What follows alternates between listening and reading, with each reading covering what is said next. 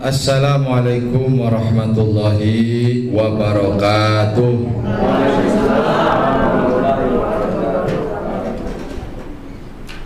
Bismillah, alhamdulillah, wassalatu wassalamu ala rasulillah Sayyidina wa maulana Muhammad ibn Abdillah wa ala alihi wa ashabihi wa man tabi'ahu ila yaumil qiyamah.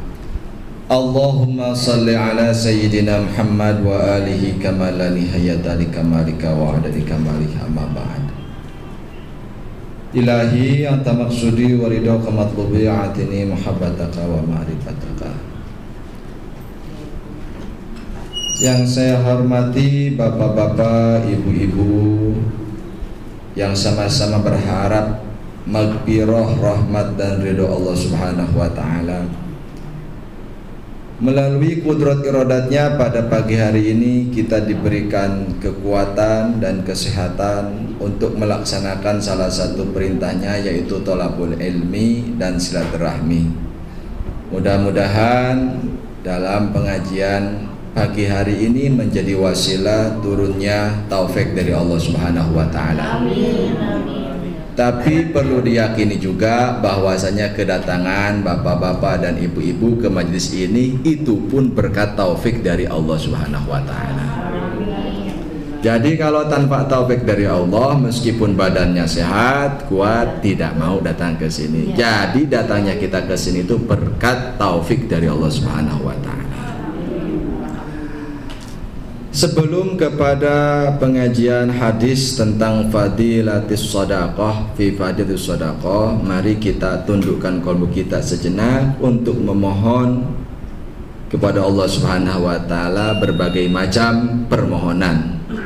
Yang pertama, mari kita mohonkan kepada Allah Subhanahu wa taala untuk para guru kita, para kiai kita, para ulama kita. Mudah-mudahan senantiasa dipanjangkan usia dunianya, jembar rezekinya, berkah ilmunya. Mudah-mudahan para ulama yang ada di Indonesia ini senantiasa memberikan kedamaian, kesejukan kepada para pengikutnya. Amin.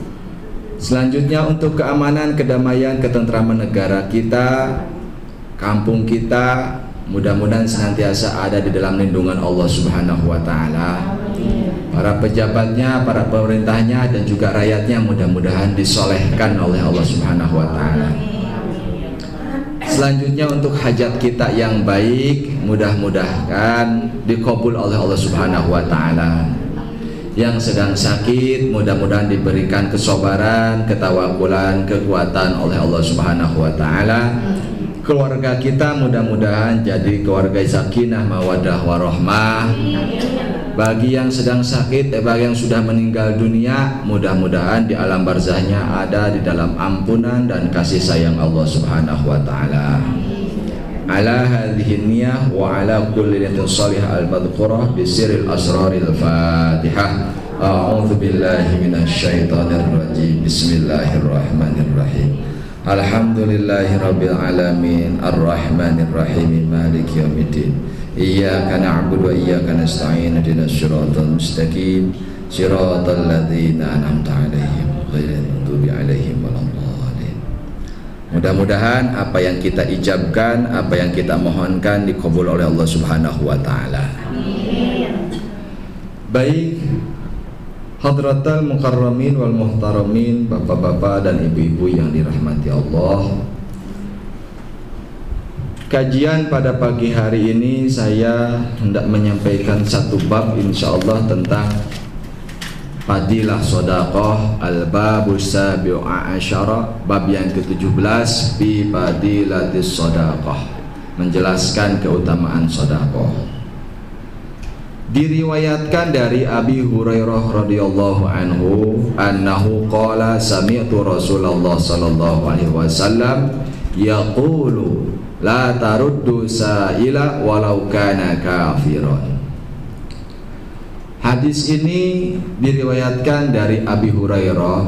Kata Abi Hurairah, saya mendengar dari Nabi Muhammad sallallahu alaihi wasallam, la taruddu, janganlah kalian menolak as-sa'ila kepada orang yang meminta-minta, walau kana kafiron, meskipun yang meminta-minta itu, pengemis itu adalah orang kafir. Mulai kok kafir ya? Mulai ya. Walau kana kafiron. Jangankan ibu-ibu dan bapak-bapak, saya pun heran. Walau kana kafir pun harus dikasih. Jangan ditolak. Para sahabat pun keheranan. Faqala rajulun minas sahabah, maka ada sahabat yang bertanya kepada Rasulullah, "Ya Rasulullah, wa hal lana an natasaddaqa bi syai'in min amwalina ilal kufar?" Kenapa saya harus mensedekahkan hartaku kepada orang kafir? Kepada orang-orang kafir. Apa sabda Nabi? Faqala, "Na'am." Ya, sedekahkan saja walaupun kepada orang kafir. Innahum khalqun min khalqillah, karena mereka pun termasuk makhluk Allah Subhanahu wa taala. Wa inna sadaqata, dan sesungguhnya sedekah la taqa'a bi yadir rahman, sedekah yang engkau berikan pahalanya itu kan sudah disimpan, dipegang oleh Allah Subhanahu wa taala. Jadi ini hadis menunjukkan bukan masalah hubungan keagamaan, tapi hubungan kemanusiaan, sama-sama makhluk Allah. Satu, hadis pertama. Hadis yang kedua, qala Nabi sallallahu alaihi wasallam, as-sadaqatu tamna'u mitatasau atau mitatassu, bahwa sedekah itu dapat mencegah dari mati yang kurang keren.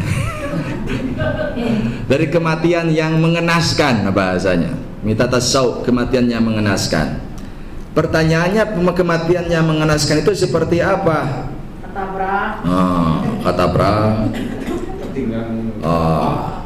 seperti kebakaran, seperti tenggelam gitu kan, tabrakan gitu kan, digebukan batu itu mitatasau ya.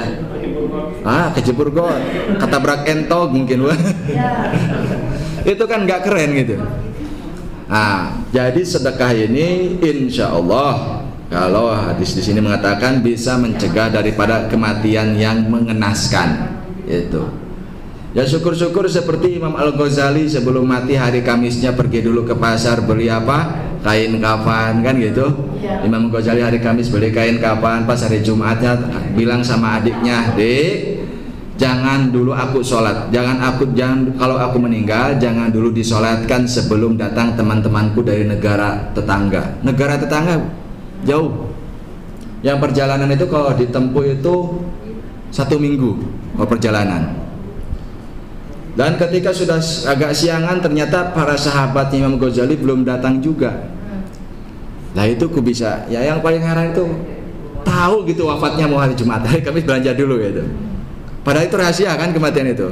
Ya kal al-insanu sirri wa ana sirruhu, manusia itu adalah rahasiaku dan aku pun rahasia manusia. Ya kalau sudah berdekatan, sudah soulmate ya dengan pemilik nyawa, ya kemungkinan besar dikasih tahu besok kau akan meninggal dunia gitu. Dan ternyata ketika pas mau takbiratul ihram sholat jenazah, ketiga sahabatnya datang tiga-tiganya. Alhamdulillah, kata adiknya. Kok bisa cepat seperti ini? 3 hari yang lalu kakakmu itu sudah bilang kepadaku pamitan mau pulang. 3 hari yang lalu itu Imam Ghazali udah keliling tuh pamitan sama teman-temannya. Nah itu kan, itu super duper keren gitu kan, kemudian seperti itu. Mau niru kayak gitu malah bunuh diri. Saya juga mau mati nanti sore mau gantung diri. Parah. Dan banyak sekali kisah-kisah yang mungkin bisa kita baca dalam berbagai macam buku, kisah-kisah sejarah-sejarah orang-orang yang soleh yang mana meninggal dunia itu seperti benar-benar terencana gitu. Udah dikasih tahu. Bahkan yang gali kubur sendirian gitu kan. Terus ya gali kubur dulu buat saya gitu kan, ada. Ya. Jadi yang kedua, sedekah bisa mencegah atas izin Allah tentunya dari mati yang mengenaskan. Insya Allah. Tapi belum tentu mengenaskan itu buruk juga, belum tentu. Cuman mengenaskan itu mengerikan gitu. Bukan berarti su'ul khotimah juga. Justru yang meninggalnya tenggelam itu bisa syahid kan gitu. Oh iya kan. Walaupun mengenaskan, tapi belum tentu su'ul khotimah. Yang itu yang perlu digarisbawahi ya. Gitu. Hadis yang ketiga, qala Nabiyyu sallallahu alaihi wasallam, shadaqatus sirri tutfi'u ghadaba rabbi. Sedekah dengan cara bersembunyi-sembunyi dapat memadamkan murkanya Allah. Was-shadaqatul alaniyah junnatun minan nar. Dan sedekah secara terang-terangan itu bisa membentengi, menjadi perisai dari api neraka. Dua-duanya baik. Dua-duanya baik gitu.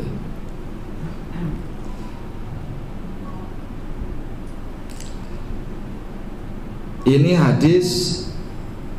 Selanjutnya ada hadis yang diriwayatkan dari Abi Hurairah radhiyallahu anhu. Monggo. Waalaikumsalam warahmatullahi wabarakatuh. Ma min abdin a'ta as-sa'ila syai'an walau luqmatan ta'alau luqmata ta'amin illa dafa'allahu anhu biha nikmatan. Setiap hamba, setiap manusia yang memberikan sedikit makanan ataupun sedikit harta kepada orang yang meminta-minta, walaupun hanya lukmatan, satu suap, itu illa dafa'allahu anhu biha nikmatan, pasti Allah akan menolak dari siksaan atau bahaya bagi orang tersebut yang sedekah. Nah, terus hadis yang selanjutnya, qala Nabiyyu sallallahu alaihi wasallam, as-shadaqatu tasuddu sab'ina baban minassu. Sedekah itu bisa menutupi 70 pintu keburukan.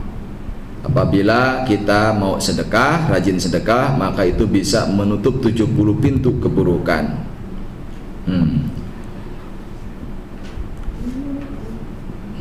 Apa yang paling ringan dari keburukan tersebut? Maka ahwanuha al-judhamu wal baros. Yang paling ringan dari keburukan itu adalah kusta dan penyakit kulit. Baros itu corob lah kalau gitu, belang-belang. Itu paling ringan. Nah, Romeo bukan penyakit atau itu mah karya seni. Seni lukis di kaki. Perpecahan suku itu. Selanjutnya, wa qala Nabiyyu sallallahu alaihi wasallam, ittaqun nar, hindarilah api neraka, walau bisyikki tamratin, meskipun hanya dengan sebiji kurma, sebelah kurma. Hindari atau tolak api neraka meskipun hanya bisa dengan sebiji kurma, bahkan setengahnya.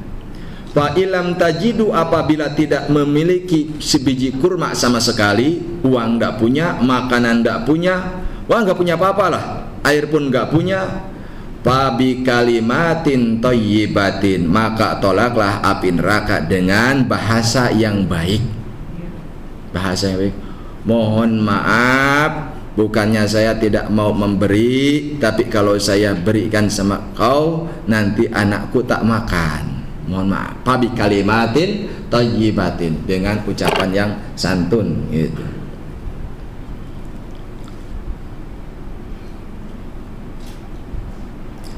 Bagaimana kita bersedekah, tidak punya harta, tidak punya apapun, maka Nabi Muhammad SAW memberikan solusi kepada kita.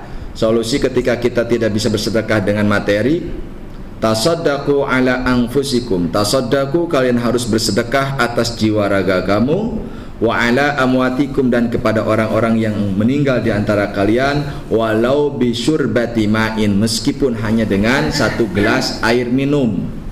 Apabila tidak mampu memberikan satu gelas air minum, fa illam taqdiru ala dzalik fa bi ayatin min kitabillah, maka dengan membaca Al-Qur'an. Fa illam ta'malu syai'an minal Qur'an, dan ternyata tidak bisa juga baca Qur'annya, fad'u lahum bil maghfirah wa rahmah, maka doakan mereka mudah-mudahan mendapatkan ampunan dan rahmat Allah. Ini kan solusi tahapan-tahapan sedekah ketika kita tidak mampu dengan materi. Oh, dengan baca Quran pun tidak bisa, maka dengan berdoa. Nah, fa innallaha wa'adakum al-ijabah, maka Allah menjanjikan kepada kalian akan mengabulkan doa tersebut. Ketika kita tidak mampu sedekah dengan materi ataupun dengan bacaan Al-Quran, maka sedekahlah dengan berdoa, mendoakan. Nah, mendoakan yang baik ya Bu ya, bukan mendoakan yang buruk gitu. Makanya tadi disampaikan pada awal mukadimah, mudah-mudahan hajat kita yang baik, kebutuhan kita yang baik, selalu kayak seperti itu. Selanjutnya, wa qala sallallahu alaihi wasallam, dan telah bersabda Nabi Muhammad sallallahu alaihi wasallam, la tastahyu min i'ta'il qalili fa innal hirmana aqallu minhu. Sabda Nabi, janganlah kalian merasa malu karena sedekah yang kecil, karena bersedekah dengan uang yang sedikit, jangan malu. Sabda Nabi, fa innal hirmana aqallu minhu, sesungguhnya kalau tidak bisa memberi yang banyak, sedikit juga lebih bagus daripada tidak sama sekali. Saya tertarik di daerah Banyuwangi, bahwa daerah Jawa Timur, Jawa Tengah ada yang disebut dengan koin, pengumpulan koin.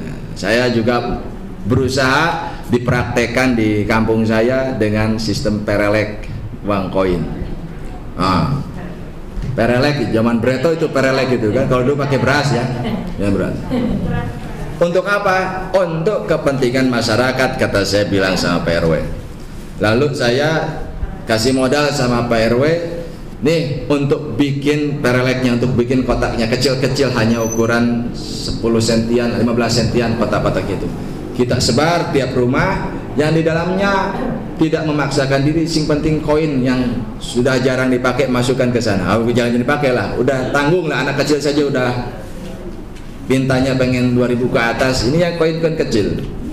Ternyata dalam waktu 2 minggu dari sekian rumah bisa terkumpul nyampe 2 juta lebih. Itu dalam 2 minggu, hanya koin aja. Itu. Nah kalau di Banyuwangi dalam waktu 1 tahun sedikit cuma dapat 5 miliar dari koin. 8 miliar. Dan saya lihat itu pakai mobil ditariknya sampai yang ngitungnya itu dikirim ke bank pakai mobil. Itu koin semuanya. Itu kan ringannya. Makanya di sini katakan la tastahyu min i'ta'il qalil. Janganlah merasa malu bersedekah dengan recehan. Mohon maaf saya nggak bisa ngasih banyak ya. Kenapa nggak bisa ngasih banyak? Ya kalau banyak saya yang buat saya. Ada yang kayak gitu. Tapi tastahyu, jangan usah merasa malu bersedekah dengan harta yang sedikit pun, paling tidak. Ya 100 rupiah, 200 rupiah, 100 rupiah, 500 rupiah, 1000 ya paling gede ya koinnya. Koin 1000 rupiah.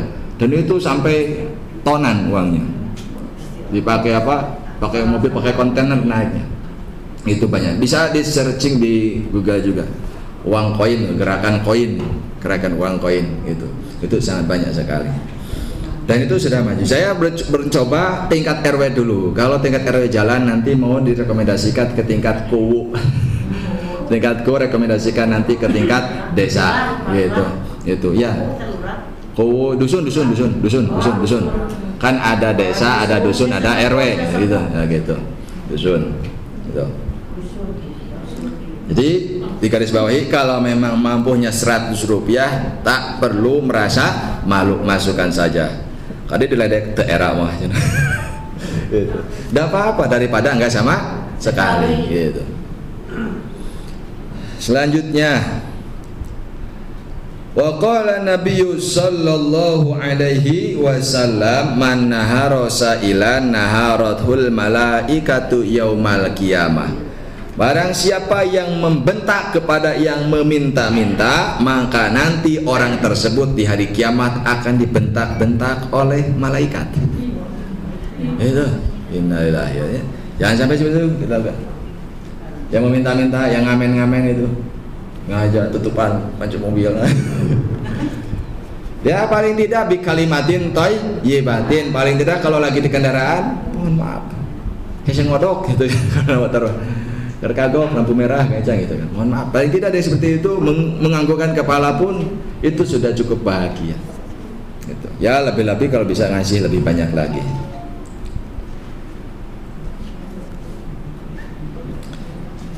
Selanjutnya waqala Nabi sallallahu alaihi wasallam mahrul huril ini qabdatut tamri wa balakul khubzi. Mas kawin bagi bidadari surga itu, Pak, bidadari surga, Pak, gitu. Mas kawin, ya kalau ibu-ibu kan tidak bisa, kembali kepada suaminya kan gitu.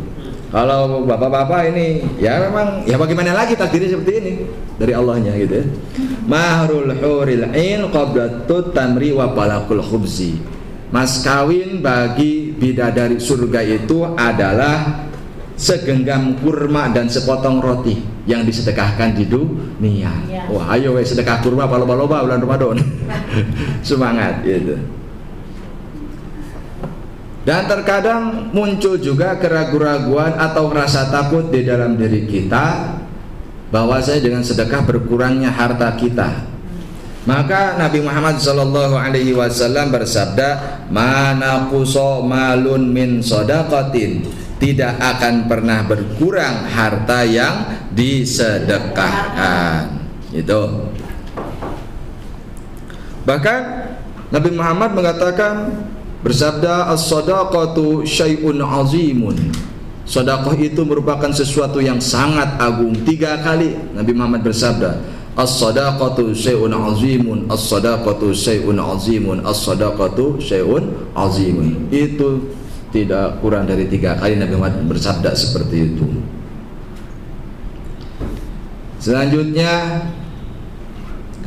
waqala Nabi sallallahu alaihi wasallam, dan telah bersabda Nabi Muhammad sallallahu alaihi wasallam, as-shadaqatu taruddul balaa wa tutawwilul umra. Sedekah itu bisa menolak balai dan memperpanjang usia. Nih, ada Nabi. Oh, udah selesai. Ada habis hadisnya di bab ini. Tapi ada sebuah kisah di sini. Kisahnya zaman Nabi Sulaiman. Kalau Nabi Daud, Nabi Sulaiman dengan Nabi Musa duluan mana? Coba. Duluan mana Nabi Musa, Nabi Sulaiman sama Nabi Daud? Kalau Nabi Daud dengan Sulaiman jelas, duluan Nabi Sulaiman. Ini Nabi Daud dengan Nabi Musa duluan mana? Musa.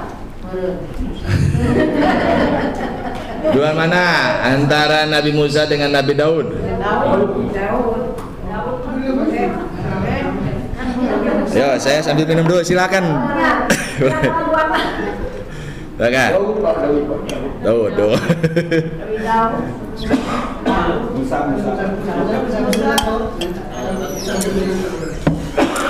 Ya kalau enggak Daud ya Musa, kalau enggak Musa ya pasti Daud.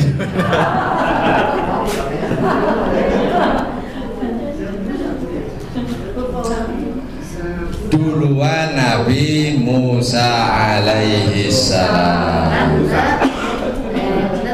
Berdasarkan apa? Berdasarkan ya sejarah dan informasi dari Al-Quran juga. Di dalam surat Al-Baqarah itu ada penjelasan, ada ayat yang menjelaskan tentang peperangan Tolut dan Jalut. Setelah Nabi Muhammad, setelah Nabi Musa alaihissalam dan Nabi Harun wafat, maka kan Nabi paling banyak itu Bani Israel. Maka ada Nabi selanjutnya setelah Nabi Musa dan Nabi Harun, namanya Nabi Samuel. Nabi Samuel, yang mana Nabi Samuel tersebut ditugaskan meneruskan mengurus umat Bani Israel itu. Tak lama kemudian Nabi sudah tidak ada, yang ada tinggal Nabi Samuel, dan Nabi Daud belum diangkat pada waktu itu. Tiba-tiba Bani Israel itu datang kepada Nabi Samuel tersebut untuk agar Allah mendatangkan raja. Agar Allah mendatangkan raja. Karena pada waktu itu nggak ada yang mimpin. Ya, Nabi Samuel kan nabi, bukan raja. Maka para Bani Israel itu datang ke Nabi Samuel agar memohonkan datang raja kepada kita agar kita bisa berperang karena ada pemimpin, gitu kan, ada yang memimpin. Maka akhirnya Nabi Samuel memohon kepada Allah Subhanahu wa taala, "Ya Allah, Engkau mengetahui kondisi Bani Israel membutuhkan raja." Maka Allah memberikan tahu kepada Nabi Samuel bahwa raja itu namanya Tolut. Nah, ketika Nabi Samuel memberikan tahu kepada masyarakat bahwasanya raja yang diminta itu telah ada, telah hadir, telah ditunjuk oleh Allah, namanya siapa? Tolut. Ternyata Bani Israel menolak. Bani Israel menolak, katanya minta raja, katanya minta pemimpin. Sudah ada pemimpin, diprotes. Ada itu sifat Bani Israel dah. Katanya harus ada yang mimpin, negara itu udah ada pemimpin malah diprotes. Padahal Raja Tolut itu dipilih oleh Allah Subhanahu wa taala. Ditunjuk Allah melalui Nabi Samuel. Ya kalau kita masih ada nabi anak. Tapi tidak apa-apa, bersyukur Pak, terakhir Nabi. Begini biar kita ingat konsentrasi. Iya, kemudian konsentrasi.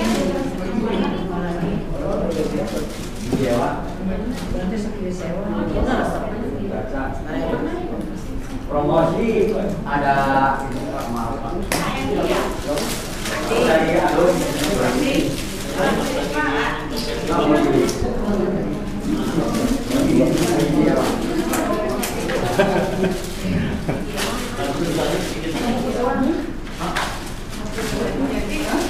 salah satu ini salah satu toharoh.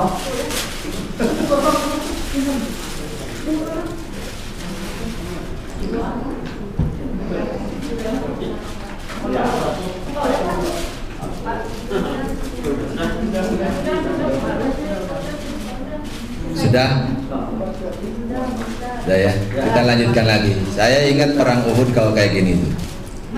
Ya, pecah konsentrasi dengan gonimah. Gonimahnya Siwak. Dan ini sudah ada zaman dulunya, jadi nggak usah diprotes ya. Jakarta terus udah ada kan zaman dulu. Ya. Udah. Jadi sudah ada zaman dulunya. Ya enggak apa, warisan itu. Warisan. Udah, lanjut. Tadi sampai mana Teh? Sudah dipilih seorang raja namanya Tolut. Malah diprotes oleh Bani Israel. Lalu kata Nabi Samuel, kau itu maunya yang gimana? Seharusnya raja itu ya dari generasi kami, dari Bani Israel. Dan raja itu ya harus turunan raja. Kalau bukan turunan raja harus kaya. Sementara Tolut hanya sebatas tukang kulit.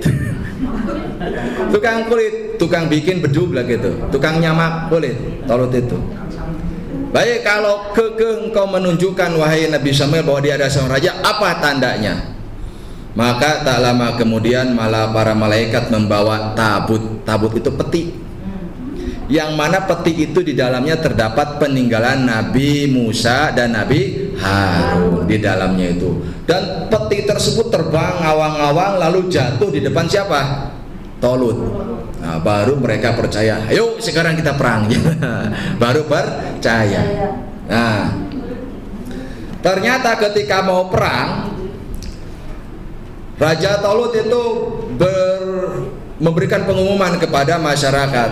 Saya minta 70.000 pemuda, bukan orang tua, bukan ibu-ibu, bukan kakek-kakek, bukan nenek-nenek. Saya minta 70.000 pemuda untuk berperang melawan siapa? Jalut, gitu kan? Untuk perang melawan Jalut. Sudah terkumpul 70.000 pemuda, dan kata Raja Tolut dalam waktu itu keluar dalam keadaan kondisi Palestina itu panas. Itu dari Qudsia, daerah Ardan sama Palestina, antara Ardan dan Palestina. Jadi Palestina itu namanya udah zaman Breto udah ada. Ardan zaman Breto. Jadi bukan baruan. Kalau Yasrib kan Madinah kan adanya ketika zaman Nabi. Sebelumnya adalah Yasrib. Negara Ardan dan Palestina. Dan pada waktu itu dalam kondisi panas dan kehausan, lalu tiba-tiba Raja Talut bilangnya apa? Allah menguji kita semuanya, maka barang siapa yang minum di sungai tersebut, sungai ini, maka dia telah berdosa kepada Allah, kecuali hanya sedikit meminum. Lalu apa kata pasukan yang 70.000 beri anak muda itu? Lah kalau begini caranya saya nggak kuat lah untuk melawan Jalut lah. Yaudah saya mundur. Yang tersisa hanya 313 dari 70.000. 313 prajurit plus sama Talut lah gitu. Jalut itu siapa? Jalut musuh Raja Jalut yang zalim yang membantai Bani Israel. Ya pengganti setelah Firaun. Itu kan Firaun itu zaman Nabi Musa kan? Gitu. Nah, ini kita masuk ke zaman Nabi Samuel. Mau masuk ke Daud. Mau masuk ke Nabi Daud. Kam min pi'atin qalilatin golabat pi'atan katsiratan.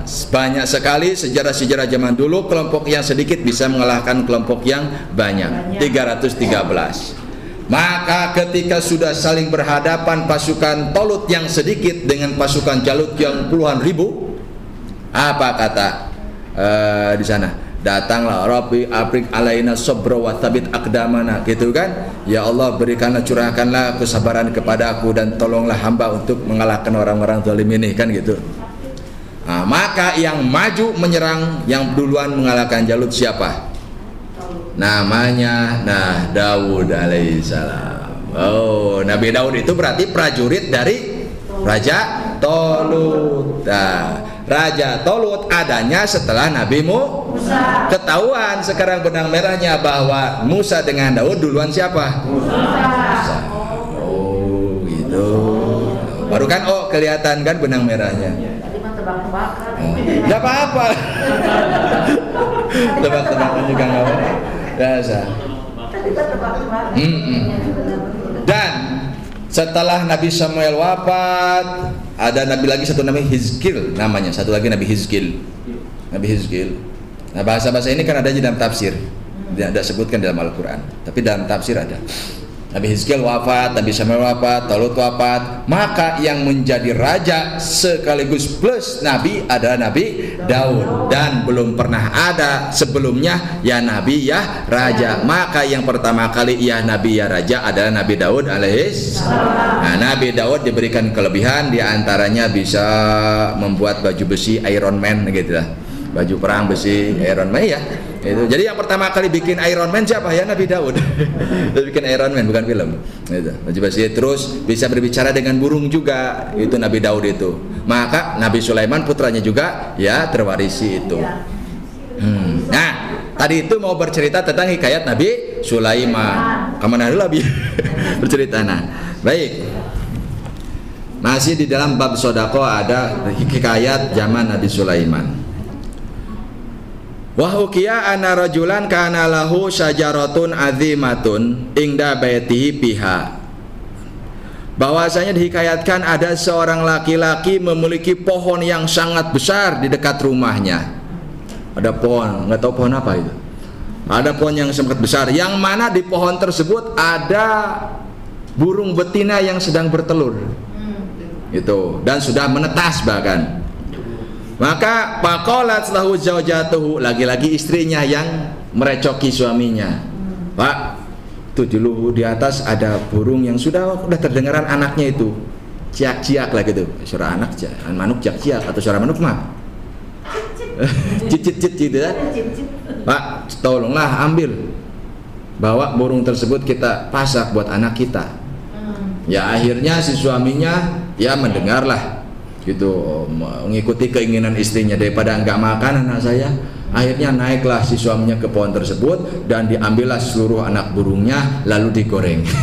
Ya kalau ibunya kan bisa terbang kabur, nah ini anaknya kan belum bisa terbang, digoreng dimakan sama keluarganya. Maka si induk burung tersebut terbang lari sakit hati itu, pergi kepada siapa? Nabi Sulaiman. Ya Nabi, ya Allah gitu, anak saya dimakan oleh si pulah nih. Mohon peringatkan dia, saya sangat sayang kepada anak saya nunggu-tunggu, saya rame baru menetas udah digoreng, kan renyah-renyah gitu kan. Gitu. Baiklah kalau gitu, silakan kau pulang lagi gitu kan. Maka si laki-laki tersebut dipanggil oleh Raja Solomon, itu King Solomon, Solomon Temple gitu. Dipanggillah laki-laki tersebut. Hei, kamu Fulan, jangan lagi kau mengambil burung yang di atas pohon tersebut, karena ibunya tadi, induknya datang ke sini mengeluh, kasihan. Lalu kata si laki-laki tersebut, saya bersumpah tidak akan mengambil lagi burung tersebut dan aku bertobat kepada saat ini. Beres, Bang. Setelah itu apa lagi? Beberapa bulan kemudian bertelur lagi, menetas lagi, terdengar lagi cit-cit burungnya itu. Lalu kata istrinya, biasa yang ini provokatornya istrinya ini. Suaminya udah benar-benar itu. Pak, orang lain udah beli mobil mewah, Pak, masa enggak korupsi, Pak? Ini korupsi itu kan kalau ketahuan, kalau nggak ketahuan ya maling. Nah ini istrinya memprovokasi lagi. Pak, itu udah terdengar lagi, anak kita belum makan, gimana kalau kita ambil lagi? Nggak mau, saya sudah berjanji kepada Sulaiman, saya tidak akan mengambil lagi burung itu. Lah, Nabi Sulaiman itu kan seorang raja dan nabi, masa ngurusin burung satu gitu ya? Ngurusin burung, apalagi bapak kan rakyat biasa, nggak akan diperhatikan Nabi Sulaiman itu. Oh iya ya, akhirnya apa? Dulu lagi, naik lagi, diambil lagi, digoreng lagi, dimamam lagi gitu ya. Selesai. Lah marah lagi itu si burungnya, sedih lagi, datang lagi ngadu lagi kepada Nabi Sulaiman. Wahai Nabi, buktinya itu si laki-laki itu ngambil lagi. Maka Nabi Sulaiman semakin marah itu Nabi Sulaiman. Sudahlah kalau gitu, udah kau balik lagi, tidak akan terjadi lagi. Akhirnya Nabi Sulaiman panggil setan timur dan setan barat. Iya, di sini disebutkan Nabi Sulaiman panggil setan timur, setan barat, kan takluk semuanya sama Nabi Sulaiman, jin semuanya takluk sama Nabi Sulaiman. Panggil. Wada'a bi syaitaini ahaduhuma minal masyriq wal akhar minal maghrib. Maka dipanggillah dua setan, yang satu dari timur, yang satu dari barat. Tahan kan dia. Bahasa kita. Itu si Fulan nakal, sudah berjanji kepada saya tidak akan ngambil anak burung, ini malah diambil lagi. Kau tinggal di pohon itu berdua. Apabila dia naik lagi, tarik kakinya gitu. Jangan sampai dia ngambil lagi anak burung. Siap, laksanakan. Setan ke komandan itu kan. Siap kadunungan. Akhirnya si setan tersebut bersemayam. Dia ngendok diam di sana di pohon tersebut. Ya makanya ada pohon-pohon gede ada setan. Dari dulu juga banyak. Tapi setan bungkelikan di pohon.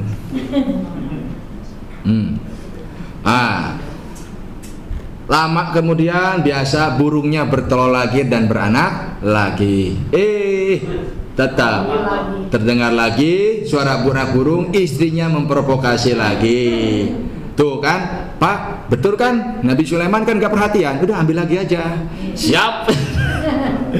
Nah, begitu mau ngambil lagi ke atas, ngambil lagi anak burung, apa yang terjadi? Oh belum.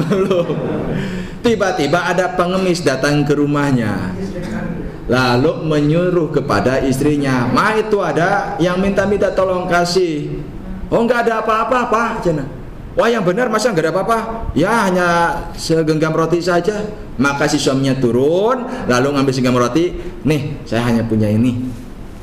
Akhirnya pulanglah si pengemis tersebut, sudah dikasih. Naik lagi ke atas, ngambil lagi anak burung. Setelah ngambil anak burung, digoreng lagi, dimamam lagi. Maka si burung induknya terbang lagi kepada siapa? Nabi Sulaiman. Tuh dua setan gak berfungsi. Itu dua setan gak bergerak. Katanya ditanami setan, tanami jin, tapi nggak bisa ngapa-ngapain. Anak saya dimakan lagi sama si Fulan ini, kurang aja. Itu marahnya Nabi Sulaiman, panggil setan, "Apakah kau ini sudah maksiat kepadaku? Apakah kau sudah berdosa kepadaku? Apakah kau sudah berani melawanku?" Bukan gitu, begini Nabi Sulaiman. Ketika si orang tersebut mau naik ke atas, tiba-tiba datang pengemis. Lalu dikasihlah sedekah itu. Nah terus dia naik lagi ngambil anak burung. Ketika mau saya tarik kakinya, datang dua malaikat.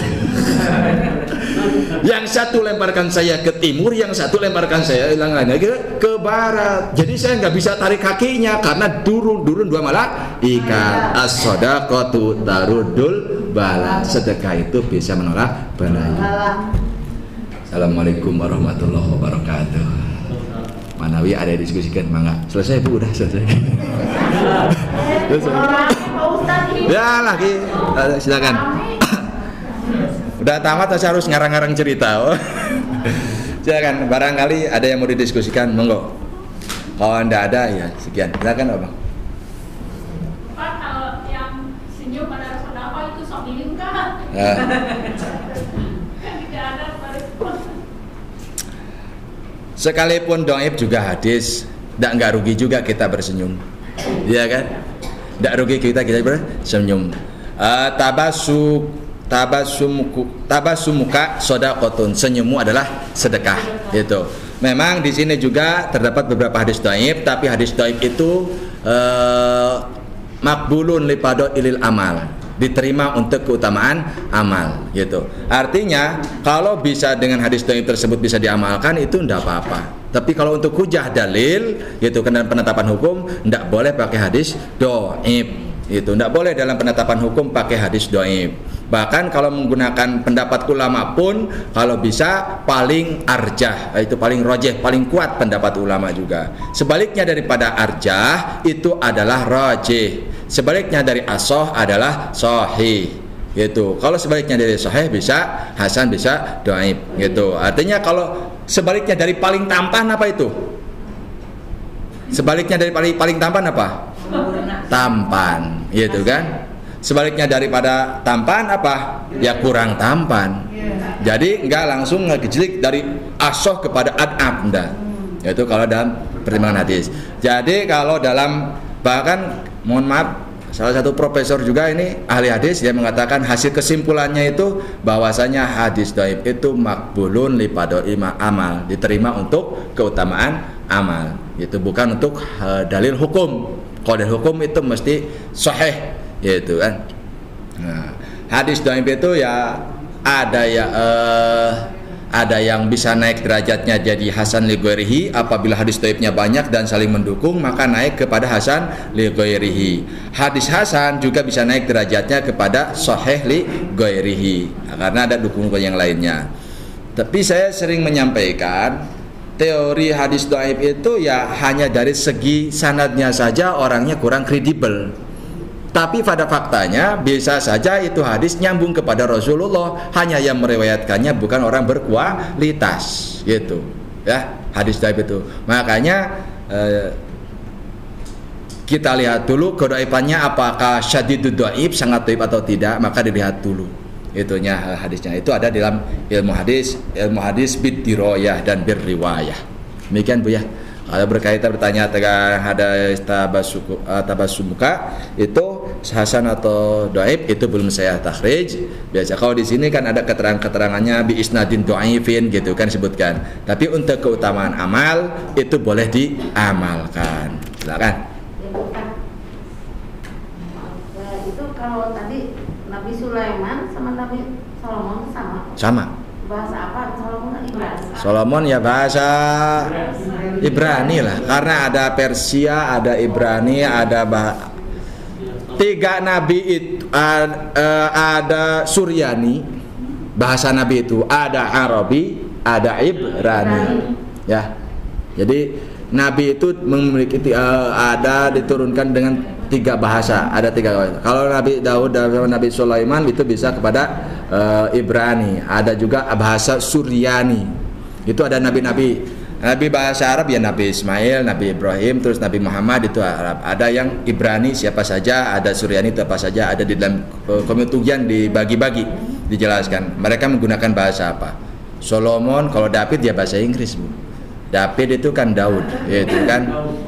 Yosef ya Yusuf, gitu kan. Yohanes ya Yunus, kan gitu bahasa-bahasa mereka. Mereka juga mengenal nabi-nabi yang kita imani, cuman ada yang tidak mengimani kepada Nabi Muhammad. Kalau kita mengimani kepada nabi-nabi mereka semuanya, wajib itu, meskipun kita tidak tahu nama satu persatunya, tapi kita wajib mengimani itu. Ya, jadi bahasa Jibril jadi Gabriel kan, terus Mikail jadi Michael kan gitu kan. Itu iya, itu. Ya.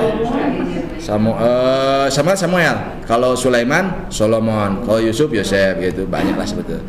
Ibnu Sina Avicenna, Ibnu Rusdi Averroes kan gitu. Itu bahasa-bahasa mereka. Diterjemahkan dalam kita. Memang awalan-awalan kita kalau tidak membaca sejarah ya, apalagi sejarah-sejarah barat juga, Islam kan nyebar juga di baratin gitu. Sebelum datang ke yang disebut tanah Jawa atau Nusantara ke sini, udah berkembang pesat di daerah Yunani, daerah Damaskus, ini sudah tersebar nama-nama. Jadi mereka menyebutnya karena memang latah-letahnya seperti itu. Kalau kita kan sampai kepada kita dengan bahasa Arab, sampai kepada kita dengan bahasa Arab gitu. Makanya kita menyebutnya dengan bahasa Arab juga. Tapi kalau yang menyampaikan kepada kita bahasa Ibrani ya bahasa Ibrani juga kan gitu. Ini tuh Bu, ya, siapa? Dikatakan bahwa sedekah terbaik adalah ketika kita sudah tidak punya.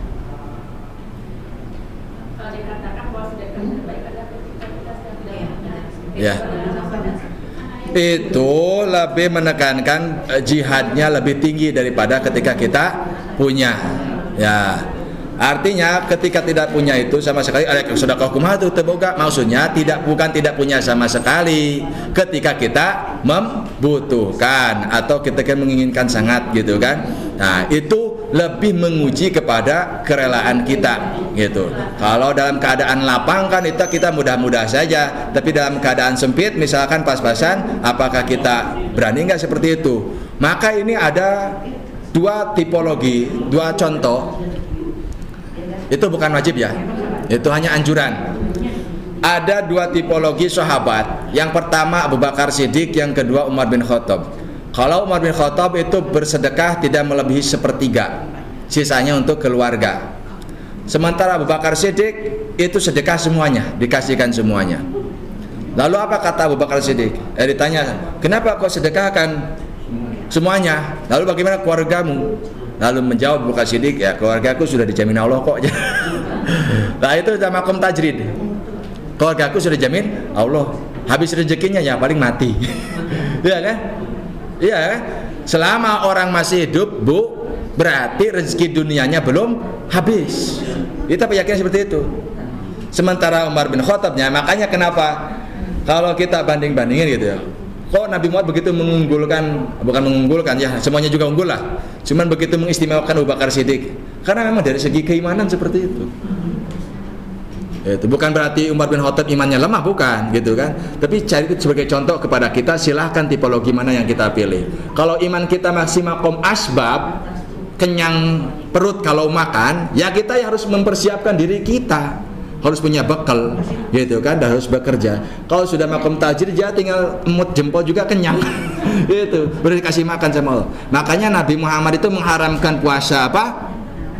Wisol, yang full kepada umatnya, tapi tidak kepada dirinya. Kenapa? Karena at'amani Rabbi, aku sudah dikasih kenyang oleh Allah Subhanahu wa taala, maka aku haramkan puasa wisol kepada umatku. Kalau aku yang enggak gitu. Karena aku itu berbeda dengan kalian. At'amani Rabbi, gitu kan. Nah, itu udah makom tajrid. Itu bahasa tasawuf. Nah, terus memang tipologi perilaku para sahabat juga ya perlu kita tertiru, mana hal-hal yang sudah kita sampai mengikuti yang mana gitu kan, selain daripada Nabi Muhammad SAW. Karena yang paling paham Nabi Muhammad ya istri-istrinya, satu. Yang kedua adalah para sahabatnya. Lah hidup dengan kita jauh 1500 tahun yang lalu kurang lebih lah. Seolah-olah kita tahu Nabi Muhammad kemarin. Seolah paling tahu kepada Nabi Muhammad kan gitu. Nah itu juga tinggal diluruskan saja, Wah, kata Nabi, ya kurang bagus kalau baca kitabnya, lihat gitu kan, itu referensi, karena kita nggak bertemu dengan Nabi Muhammad, jangan-jangan mengatasnamakan Nabi Muhammad nantinya, gitu, ketika atas Nabi Muhammad gitu, atau kata jangan-jangan mengataskan nama umat Islam, padahal saya tidak mewakilkan kepada mereka, gitu, dikit-dikit atas nama umat Islam, padahal saya tidak mewakilkan, itu, makanya di sini penting juga kita mengambil bagaimana peralihan pengetahuan dari Nabi Muhammad ke sahabat, dari sahabat ke tabi'in, dari tabi'in ke terus sampai kepada Indonesia, ke Nusantara. Pada waktu itu belum ada Indonesia. Siapa yang membawanya? Peran keilmuan itu penting. Nah kalau sekarang kan meskipun media sosial itu memudahkan kita mendapatkan informasi, tapi validasinya kan belum tentu akurat. Validasinya, ya nggak? Maka perlu di cross check dari kitab asli. Bahkan kitab-kitab yang langsung merujuk kepada kitab juga, kitab-kitab zaman sekarang juga banyak tahrifnya, banyak perubahannya. Ada titiknya kurang, ada kalimat yang dibuang gitu kan. Nah ini semacam sudah ada macam-macam gerakan-gerakan untuk mengubah ideologi atau sistem yang lainnya gitu.